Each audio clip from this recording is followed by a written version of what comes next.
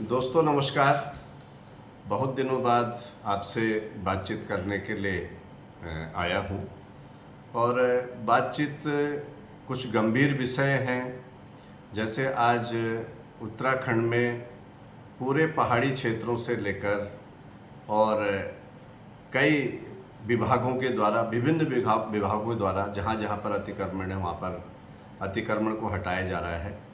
और जब कुछ वीडियोज आई पहाड़ से, चाहे पौड़ी गढ़वाल हो चाहे अल्मोड़ा साइड हो, तो कई बार बड़ा दुख हुआ कि जो छोटे छोटे व्यापारी हैं जो रोज़ अपना जीवन यापन करते हैं, अपने बच्चों का पालन पोषण करते हैं, उनकी उस दुकान को तोड़ दिया गया है।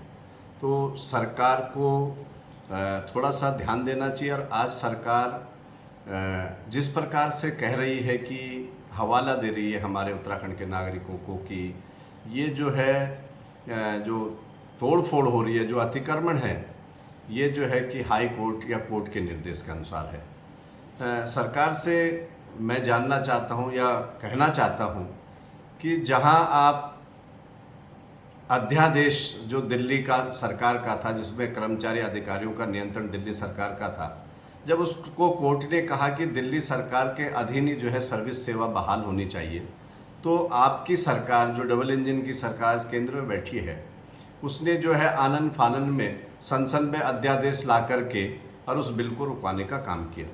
तो आप जिस प्रकार से उत्तराखंड की ही बात ले लीजिए, और जो दुखद भी है, तराई क्षेत्र में कुछ विधायकों ने प्रेशर पॉलिटिक्स करके जो मलिन बस्तियां उनको तो नहीं तोड़ा गया। अच्छी बात है, हम नहीं इस पक्ष में कि कोई चीज़ टूटे किसी का घर, लेकिन आपने मलिन बस्तियों में या जहां बड़े बड़े धन्ना सेठों के रिजॉर्ट बने हुए हैं, व्यावसायिक गतिविधियां हो रही है और जो नियम के खिलाफ भी हैं, उन पर तो आपकी उंगली नहीं उठी। लेकिन गरीब के दुकान, घर, गोठ, खेत, आपने जो थोड़ा बहुत रोड के किनारे था उसको ध्वस्त करके अच्छा नहीं किया।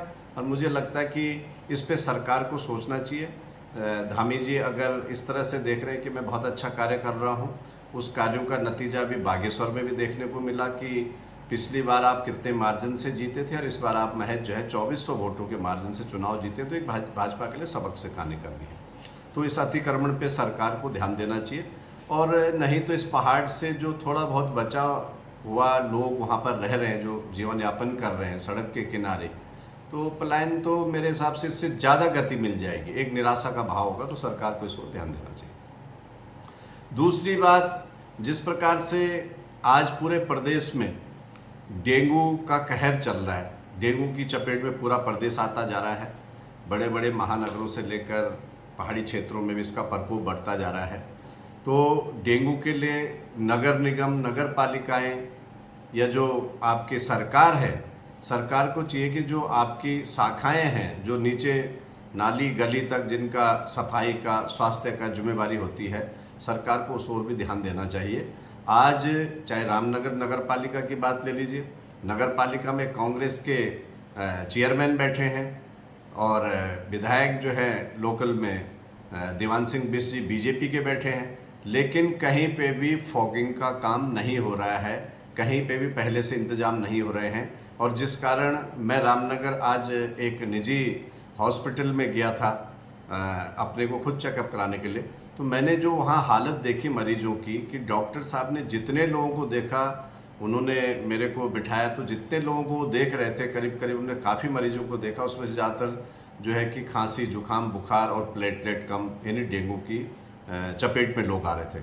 तो सरकार को इस ओर ध्यान देना चाहिए, और नहीं तो हम लोग जल्दी सरकार को जगाने के लिए इसके खिलाफ आंदोलन करेंगे। उसके साथ ही एक तरफ बीमारियां हैं, एक तरफ बेरोजगारी है, उसके साथ ही उत्तराखंड सरकार ने गुपचुप तरीके से बिजली के बिलों को बढ़ाने का काम किया है। मुझे लग रहा है कि आज जिसका बिल पहले 500 या 700 का आता था, आज 1500 से 2000 का बिल आ रहा होगा। तो सरकार को देखना चाहिए कि बिल तो आपने बढ़ा दिए, लेकिन बिल बढ़ाने के बाद भी आपकी जो है विद्युत आपूर्ति नहीं हो रही है, आपकी कटौती दिन प्रतिदिन लगातार चल रही है। और इसमें भी जो अधिकारी हैं, जो कर्मचारी हैं, या जो सरकार में बैठे हुए लोग हैं, वो हमेशा क्या सोचते हैं कि जहां औद्योगिक नगरी है वहाँ कटौती ना करें और ग्रामीण क्षेत्र, छोटे कस्बों में बिजली की कटौती कर दी जाती है। तो सरकार को जो ये विद्युत का रोना है, इसमें क्योंकि मैं आम आदमी पार्टी से हूँ, हम लोग व्यवस्था देख रहे हैं, चाहे दिल्ली में हो चाहे पंजाब में हो, वहाँ पर बिजली मिल रही है, 24 घंटे मिल रही है, फ्री बिजली मिल रही है, दोनों सरकारें प्रॉफिट में चल रही है। और एक तरफ हमारा उत्तराखंड है कि जहाँ पर बिजली महंगी है और उसके बाद भी बिजली नहीं मिलती है। तो मैं सरकार की ओर 3 चीज़ों का ध्यान, एक अपने जो नागरिक होने के नाते, उत्तराखंड के जिम्मेदार नागरिक होने के नाते सरकार का ध्यान आकर्षित करना चाहता हूं कि आप जो ये अतिक्रमण का आपका चल रहा सिलसिला, इसको थोड़ा सा आप गरीबों की तरफ ध्यान दें, और आप चाहें तो अध्यादेश लाके इस अतिक्रमण को रुकवा करके, समय लेकर के, और इसमें जो है लोगों को मोहलत दे सकते हैं। दूसरा, जो महामारी का रूप न ले कहीं डेंगू, इसके ऊपर सरकार को अपनी नगर पालिकाएँ, नगर निगम में जो है कि त्वरित गति से काम करना चाहिए, ताकि लोगों को जो है स्वास्थ्य के लाभ मिल सके और लोग बीमार न पड़े। और साथ में ऐसी जब अव्यवस्थाएँ हो, जहाँ लाचारी, बीमारी और लोग परेशान हो, बेरोजगारी, वहाँ पर फिर आप जो है ऊपर से नमक छिड़कने का काम करते हैं कि बिजली की कटौती कंटिन्यू होती जा रही है। तो मैं उत्तराखंड सरकार से, और जो हमारे जो पावर सप्लाई जो देते हैं, चाहे वो ऊर्जा भवन वाले अधिकारी हो, वो थोड़ा इस ओर ध्यान दें कि आपकी कैसे करके आप विद्युत आपूर्ति करेंगे, क्या आपका सप्लाई चेन है, क्या आपकी जो है विद्युत बनाने की क्षमता है, इन ओर भी वो ध्यान दें। तो ये बात करने के लिए मैं आपके सम्मुख प्रस्तुत हुआ था। उम्मीद है कि आप मेरी बात को अधिकारियों तक, जनता तक, लोगों तक पहुंचाएं, ताकि जो जनता आज उत्तराखंड में परेशान है उसे निजात मिलने का काम हो। धन्यवाद। जय हिंद।